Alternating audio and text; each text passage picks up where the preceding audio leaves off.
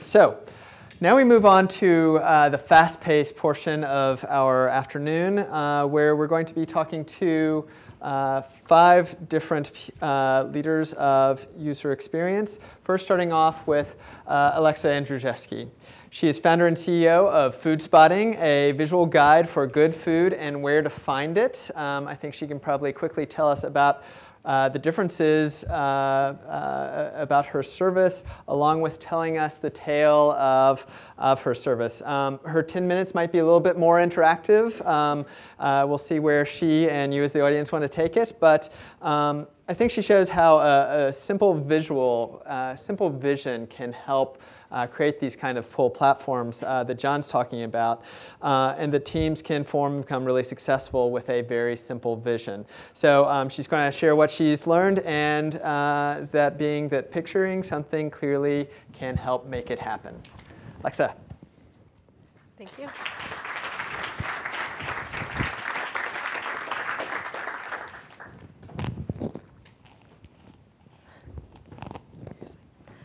Hey everyone, I'm Alexa Andrzejewski. I guess I won't stand back there and hide from you all. And I'm the founder and CEO of Foodspotting.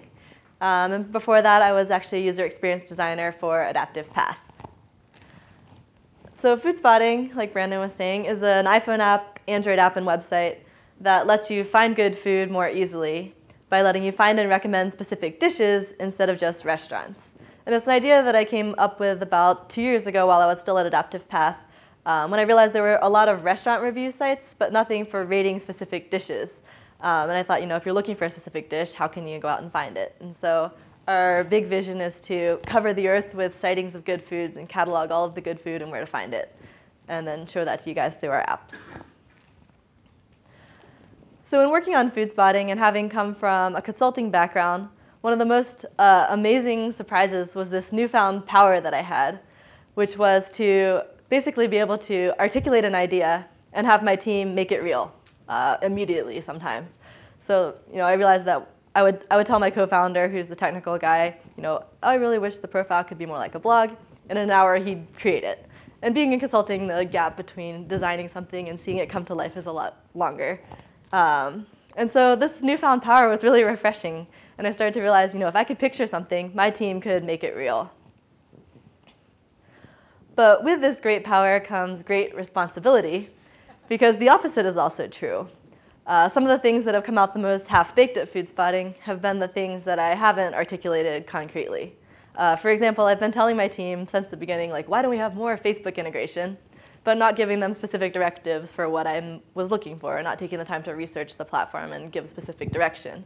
And so today we still don't have Facebook Connect for logging into our site, which I've been wishing we've had for a while. So that opposite is also true. But the best things that have happened to Foodspotting and all of our greatest successes have come when I was able to come up with a concrete idea and articulate it in a way that was memorable and simple and straightforward. Even Foodspotting itself actually began with this vision. Since I was at Adaptive Path and I was interaction designer, I couldn't go out and just build my idea. So instead I had about 6 months where it was just me thinking about the idea, refining it, talking to people, sharing it, and getting feedback. And the very first thing that I did to articulate my idea was to put together this one-page poster. So before I made mock-ups of the idea for the iPhone app, before I made any wireframes, I created this one-page poster that summarized this idea that had been rolling around in my head for a couple of months. It begins with this tagline, the name, and the elevator pitch, all of which help kind of communicate what it does. It lists some of the characteristics, like Foodspotting will be like a scavenger hunt for food, or being able to stumble upon good food wherever you go, or food radar. It captures some of the key benefits of using Foodspotting to the user in these sketches, which don't show interfaces, but just show the experience. It's like having a food passport, so you can keep track of the things you've tried. It's like radar for food. And this poster was what I used to eventually find a co-founder, someone who got the vision and was just like, wow, I've never seen a vision that was so clearly articulated. I want to be part of this. Eventually to build up a team. We're now six people full-time, and eventually raise money for the idea. And it all began with this poster. We've also been able to establish some amazing partnerships through vision. One of the magazines in San Francisco, 7x7, annually publishes a list of 100 things to try before you die. This list was really popular in past years. People would print out this list and check off the 100 things and compete with their friends informally. So our very first partnership was actually a cold call. I went up to this magazine and said, hey, I love your list. Imagine if there was a citywide photo scavenger hunt around your list powered by Foodspotting. The idea resonated with them, of course, because they'd already seen this behavior. And within a month, we actually launched with 7x7 as our launch partner. And as for the 7x7 100 Foods scavenger hunt, some guy completed it in the first month, all 100 foods from scratch. So we then moved on to bigger things, and we actually brought on a head of partnerships, Soraya, who's in New York. And when I brought her on, one of the first things I said to her is, my dream partnership is to have Anthony Bourdain from the Travel Channel's content on Foodspotting. I said, wouldn't it be great if you could launch Foodspotting and not just see recommendations from the crowd, but you could see what Anthony Bourdain has eaten near you? Because I know he's eaten places in the city, and I never know where they are, and I always want to know. So with that simple directive, Soraya, who knows a lot of people in New York but didn't know anyone at the Travel Channel, immediately went out and made some connections and was having dinner with the president of the Travel Channel that week. So just by giving her that concrete directive, she was able to go out and make it real really quickly.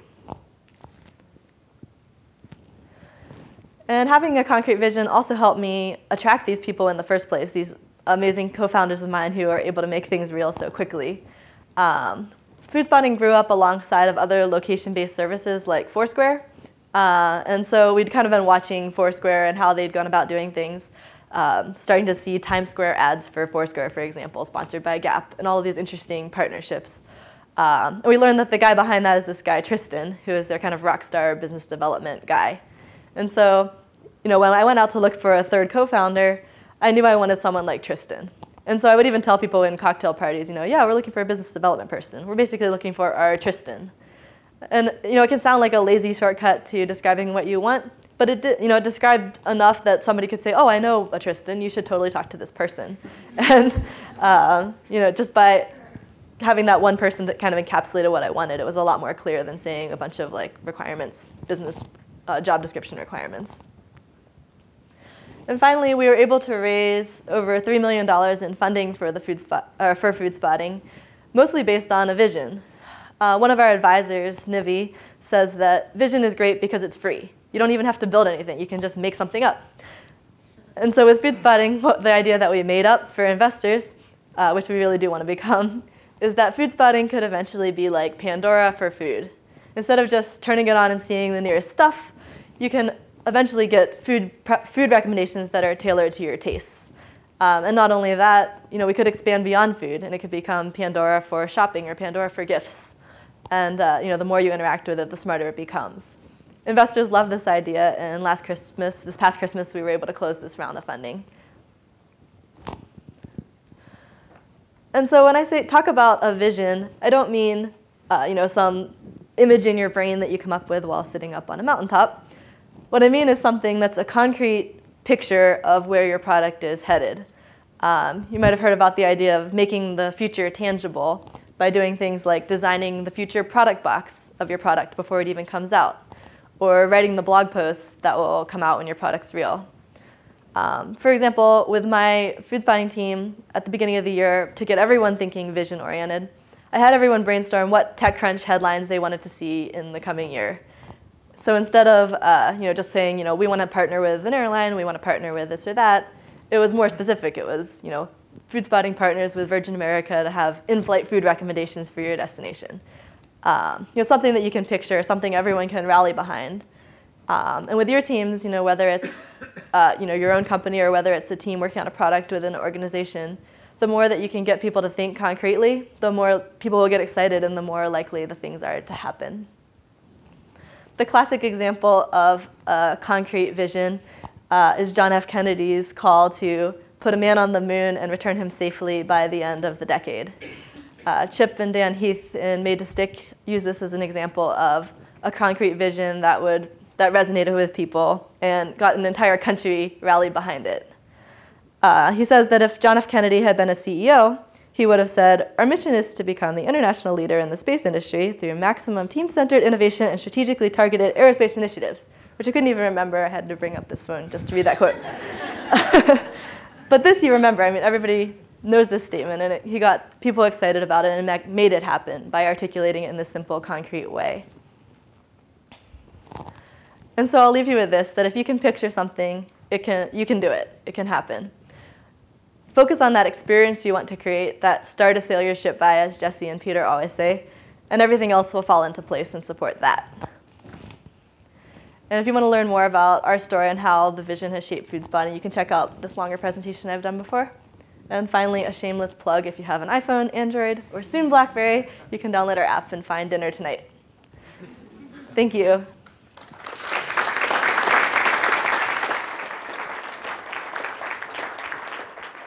Thanks. So I think we have just a couple of minutes for maybe one or two questions, if you have it, for Alexa. And my question is, do you think, after hearing about the pull approach, that visions are all limiting? Does it feel more command and control, that you're being specific, or how do teams work within? Because when I think about what you've been doing with Foodspotting, a lot of it does fall into pull. Like you're super passionate about the topics, and your team is you're foodies. Second, when I think about serendipity, you ran into your co-founder at one of our open tea times, and so a lot of things start to fit. I'm wondering, does vision feel constraining, or is it enabling, or does it allow for open ideas? Yeah, that's really interesting. So one of the big ideas that's been popular in the startup community is this whole idea of the lean startup, which really means like kind of the ultimate user experience driven product, where instead of having an idea of basically the premise is like, you don't know what you want to build, your users know, so go out and ask them. And so people have come up with an idea and then gone out and asked their users and come up with a totally different idea, the pivot. And everyone, so like this one app wanted to build a check-in app, and instead they decided to build a photo sharing app, Instagram. But to me, when I look at that story, I feel sad, because they had an original vision, which was to build this app that let you share where you're going. And instead it's a photo sharing app, which I love Instagram, but it doesn't have anything to do with their original vision. And so I think that there's got to be some balance between being vision-driven and being user-driven, which is that we're totally flexible about changing our approach. We might completely change the language in our app. We might change the direction to be less about the photos and more about ratings or things like that. So we're flexible with how it's executed. But the vision underlying Foodspotting is to help people find good food. And if we pivoted away from that vision, I would be really sad, because it wouldn't solve the problem we set out to solve in the first place. And so I think that's kind of the balance, is just knowing what you want to solve and then being flexible at how you go about solving it and listening to users to inform that execution.